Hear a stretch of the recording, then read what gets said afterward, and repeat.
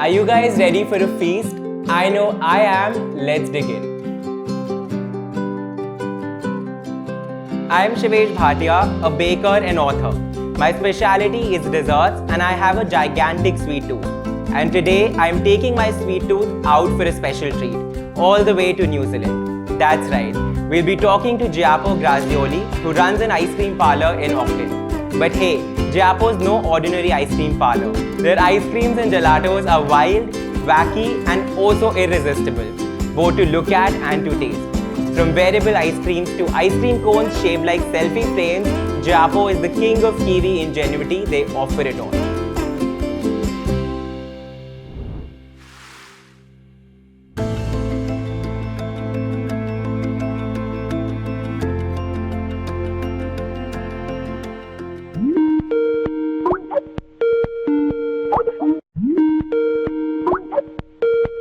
Hi Giapo. Hi Shivesh, how are you? I am good, how are you? Very, very well. What a pleasure to finally connect and meet with you, even though just virtually. I know, finally, but I hope we can turn this virtual meeting into an in-person meeting very soon because I've had New Zealand on my mind for the longest time and I've realized that it's now or never. So as soon as the borders open, I'm going to make a beeline to New Zealand and Giapo's is going to be my first stop because I've just been hearing so much about it. That's amazing and I look forward to meet you personally, of course, and to host you around and to show you the place.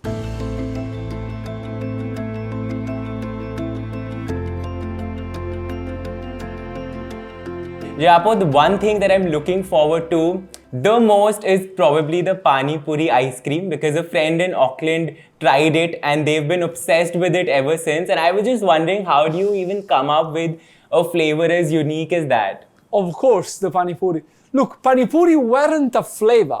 Pani Puri were a way to serve the ice cream.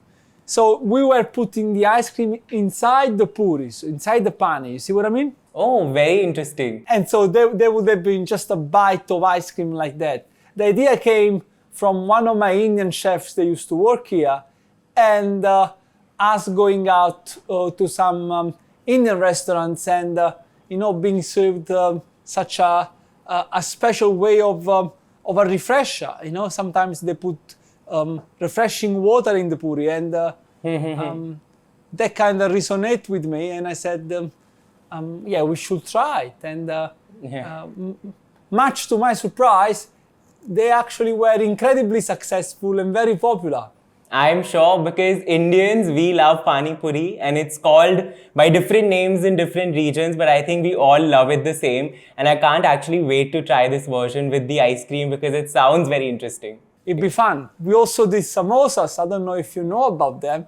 And they were delicious too. Oh wow. Oh, fantastic. So is that a flavor or is that also a way of serving the ice cream? A way to serve. And also we did a huge dosa. We had dosas on the menu, this big, putting ice cream inside. Yeah, that was fun. Oh, fantastic. So Giapo, you have so many flavors and ice creams which are influenced by the Indian food. Do you get a lot of Indian customers or have there been any Bollywood celebrities or Indian celebrities that have come to Giapo's and enjoyed your ice creams? Indians have a very special sweet tooth, you know that.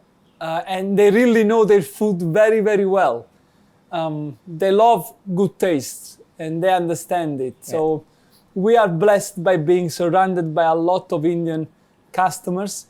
And we actually been very lucky to have met a few Indian celebrities. Bollywood-wise, I remember a meeting with Siddharth Malhotra that came and see us a few years back, and also Miss World Manushi Sillar, Chef Manish Mehrotra, and the famous cricketer Irfan Pathan.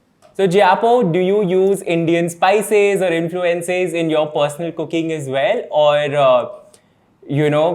in terms of working with the spices, what has your experience been like? I love Indian food, Shivesh, I really do. I eat it at least once or twice a week. To me, it's, I'll tell you why actually. Indian food, the curry itself is very similar to the Italian food. And I'm Italian originally. You know, I've been in New Zealand for 20 years, but I was born in Italy. Okay. So grew up in an Italian family. And, you know, your curry is our sauce, is our gravy, is our ragu. And your curry, most of the time, a lot of the time, has got tomato in it. And our sauce and our ragu, they have tomato in it, you know, and you use a lot of garlic, and we use a lot of garlic. And we use a lot of onions, and we have a lot of onions. So there are similarities in the taste and the way we have our food. You use a lot of rice, we have pasta, you see? So there are different ways on how the calories are delivered, but fundamentally, both cuisine, they have a lot of similarity in the taste. Yeah. Coming back to us, the Indian spices, I love them. I am a spicy guy. I love to put any sorts of spice in anything I do, even the simplest thing. Even if I'm having just a coffee, I may put a bit of turmeric in it, or a bit of cardamom, or anything that I find, and I'm interested in experiencing something that probably haven't had before. And Indian spices find always handy. And so I experiment with them a lot, and I put them in the ice cream when they are due. Okay. Interesting. Sounds good.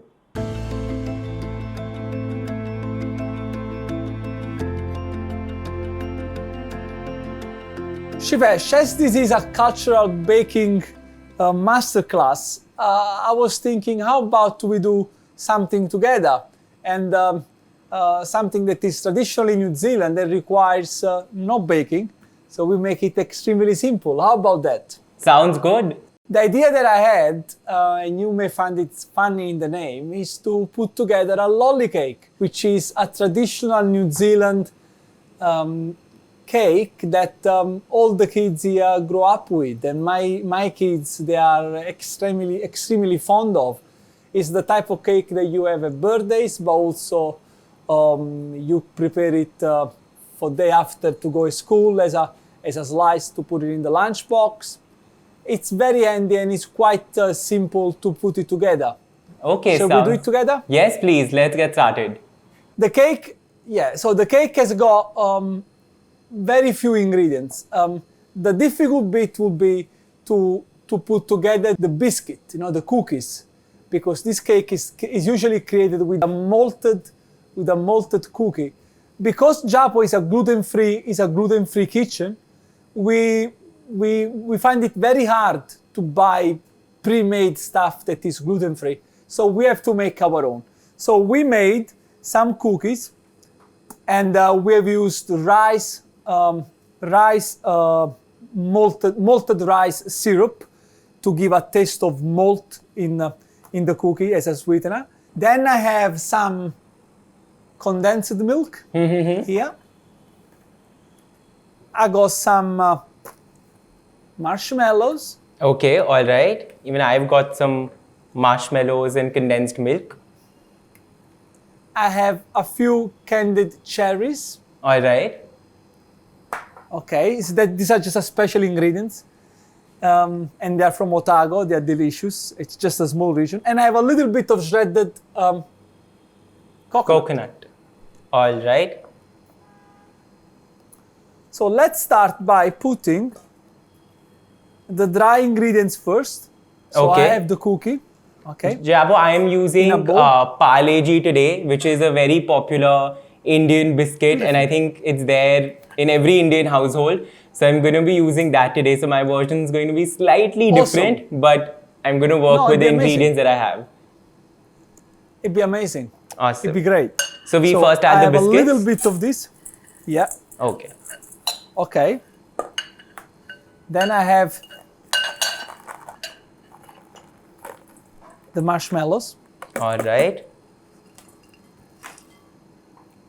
And I'm going to add the cherries. If you don't have any cherries, don't worry about it. They were a last-minute ingredient that we just found in the fridge. Okay, I'm going to skip that then. You can simply skip them. Don't worry about it. And then we add some condensed milk. Yeah.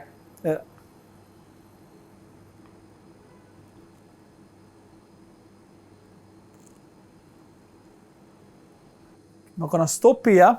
You can actually do all of this without scale and see how you feel. Yeah. If you see that you are too dry, then you need to add a little bit more of condensed milk. And if you think you're too wet, just add a little bit more of the cookies. You see what I mean? Do we need to add any butter? No, the butter would have been in the cookie. At the moment, the Okay, recipe all doesn't right. require anything. Okay. And while this one, so what we do now, we gotta wrap it in some film and then leave it in the fridge, okay? And so as we leave it in the fridge, the log, because we gotta shape it like a log, Okay. we set, and maybe within an hour or so, we go and check it and see if we can cut a slice off of it. All right. I think this looks good. It's I think you need a little bit more, maybe More a little condensed bit milk? more of, yes. Yeah. Okay. So it becomes more pliable if you need a little bit more. Okay. So I'm now putting on the film as you do. Yeah.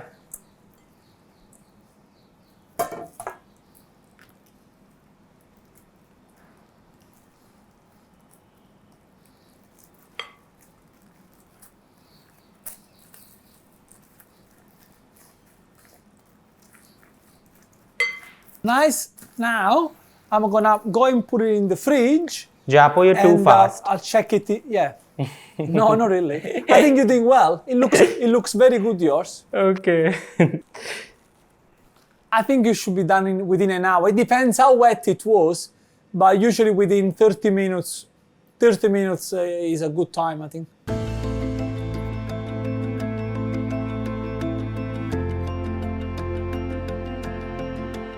So, Giapo, do you, when there are festivals, do families get together there and enjoy meals? Because that's something that we do a lot in India. Yes, Shivesh, of course. We do, gathering around food is part of the New Zealand culture, and even in Maori culture, actually, mainly Maori culture, gathering around food is really part of the spirit of the Manakitanga, which is the Maori word for hospitality. The way that this sometimes, or it's done, is through the earth oven that we here in New Zealand we call hangi. Have you heard about the hangi? No, I haven't actually. Right. So the hangi is a earth oven. Is where we cook our vegetables and our meat and all our food by digging a hole in the earth and then placing hot stones inside, and then placing basket with food inside these hot stones and then covering it. That creates a heat and steam situation that smokes and cooks the food in the most delicious way, giving a very special flavor to everything we do. It's called hangi, and it's a blessing when you actually come to New Zealand, you finally experience it, because Yes. it makes a lot of sense. We should be cooking like that every day, really. Yeah. But where can I experience this when I'm in New Zealand? You can experience that. Look, the best place probably is Rotorua. Rotorua is probably the best place to experience that in some Maori village that still do this, the hangi. Yes, I think it's you'll find it there. But some restaurants and here in the city also serve hangi food that they prepare off-site. Yes. Okay, awesome. That sounds good. I'm looking forward to that. I look forward to show you too.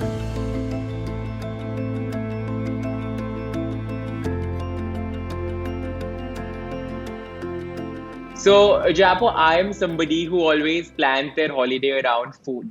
And I'm super excited about the food scene in New Zealand because from what I've heard and seen, it sounds absolutely incredible. So what do you suggest? Where do I start from? Of course, after a gelato at Giapo's. Where should I go? Look, I cannot speak more highly of the New Zealand food scene. I really don't believe there is any better country around the world. Our produce is incredible. We are two main islands, so we're surrounded by sea, and we got some incredible fish. For us, fish is really probably one of the main source of proteins. Of course, we got lamb that I know Indians go crazy about. But also there are wineries and the fresh produce all around us is outstanding. When you come here, I think I was planning to show you some of our fresh produce market, what we call the farmers market. And there are a few around town which will actually give you an idea about the amount of produce that we make here, what we do, and the quality of it. And it's pretty outstanding.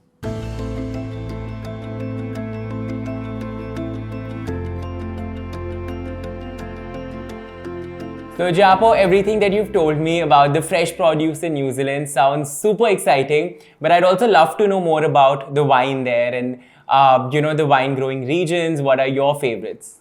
Yes, wine. Wine is a big thing in New Zealand. Everywhere we go, we have wineries all around us. We don't have to go anywhere special to find a winery. You find them everywhere you go, and I don't think you'll ever be farther than probably 50k away from a winery all around New Zealand, north, south, east, west, everywhere.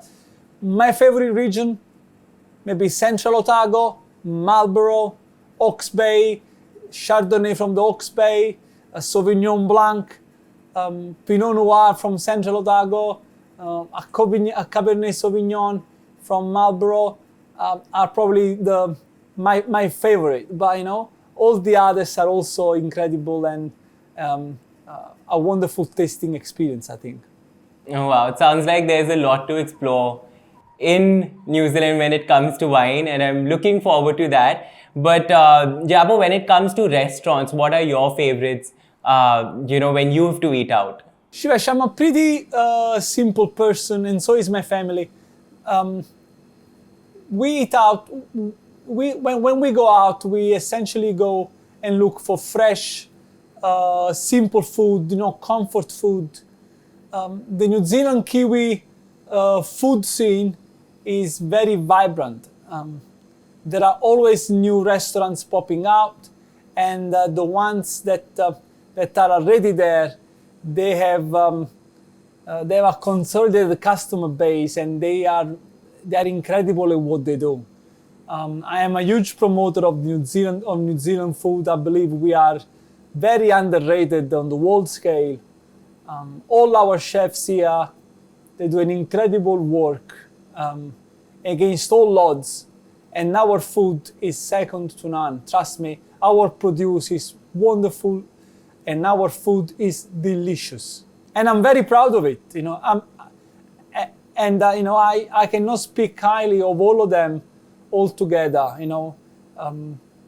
We really coming out with a strong Kiwi food culture where our own produce, our own lamb, our own fish, our own veggies are being experienced in a different way and in a very delicious way. And for anyone coming from overseas, it will be a wonderful experience to have. Anywhere you go, I can vouch for that. All right, Giapo, and what about Indian food? Because I know a lot of people, when they travel, sometimes you do get homesick and you do crave Indian food. So if somebody in New Zealand wants to get their hands on some great Indian food, where should they go? Shivesh, Indian food, as I said, is one of my favorites. And there is a small, tiny little restaurant around the corner from us here at Giapo. It's called Kassia. And the chef there is called Sid Sarawat. And he makes what is probably a modern Indian. So a fusion of old and new Indian flavors. And it's the most delicious things ever, And everyone that goes there just falls in love with it. And it's just, wow, you will love it. And I'll take you there as soon as you come. Yes, please. Let's get the cake out. And I'm going to add now I'm gonna sprinkle and roll it in some coconut. So I got the coconut shredded here, and I'm gonna sprinkle on the paper, or you can just put it on the tray, it's the same thing. Sprinkle all around, and then roll the cake. Yeah, Okay. roll the cake so the coconut goes everywhere. Perfect. Ooh.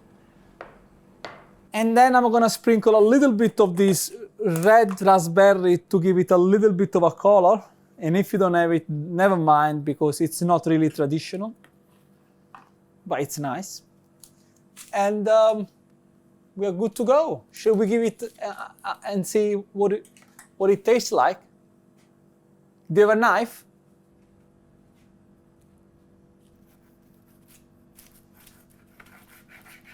Oh wow, this is actually so pretty. Well done, great work, Shivesh. You're now officially a Kiwi. Thank you. This was actually a lot of fun to make and extremely simple as well. I think we should taste it. Okay, let's give it a bite. You should taste it too, Shivesh.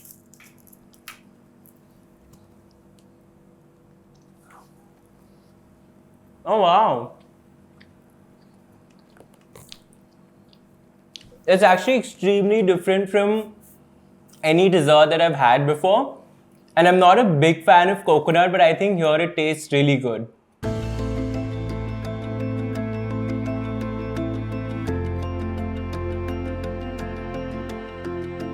So, Giapo, my food and wine itinerary sounds great. I also now know how to make a great lolly cake at home, which is fantastic. But tell me one thing, what do you think is the best way to explore New Zealand? Self-driving. As soon as you come to Auckland, rent a car if you land in Auckland, if you land in Christchurch, wherever you land, rent a car and start driving around. Enjoy the scenery, the landscape, whatever the country has to offer. Stop at a cafe, stop at small towns, in small villages, and experience the culture and experience their food right there. Is the best way to understand New Zealand and to experience it, So, Giapo, you said that, you always look for comfort food. So, I'd love to know, what is your comfort food? What is that one dish that you go to when you're craving comfort food? Shivesh, I have many comfort food, and I actually go by season. I keep changing them. And when I find one, then I stick to it week after week. Recently, I'm really enjoying fish and chips, good old fish and chips, If you find a place that makes a great hand-cut potatoes and fried, and has got fresh fish, what is better than that, If the crumb is right, and I love a great fish and chips. So, Giapo, thank you so much for teaching me this very interesting recipe that I think I'm going to make very often in my kitchen now. And just for giving me an insight about the food, the wine, and basically all things good in New Zealand. I was just so excited to be there as soon as I can. And now after this conversation with you, I'm 10 times more excited. So I'm going to be there soon and hopefully see you in person. And I'm really looking forward to that. We look forward to have you. New Zealand is exciting. It's wonderful, it's beautiful, and we will be a great host for you, and look forward to seeing you here, Shivesh. I'm sure. Thank you so much, Giapo. See you soon. Thank you very much, Shivesh. Thank you. Bye. Hey guys, I hope you enjoyed watching this episode of Culture Crossover. Please do like it and comment on it. You can also subscribe to Tourism New Zealand and Tripoto's social handles for more exciting and inspiring travel content.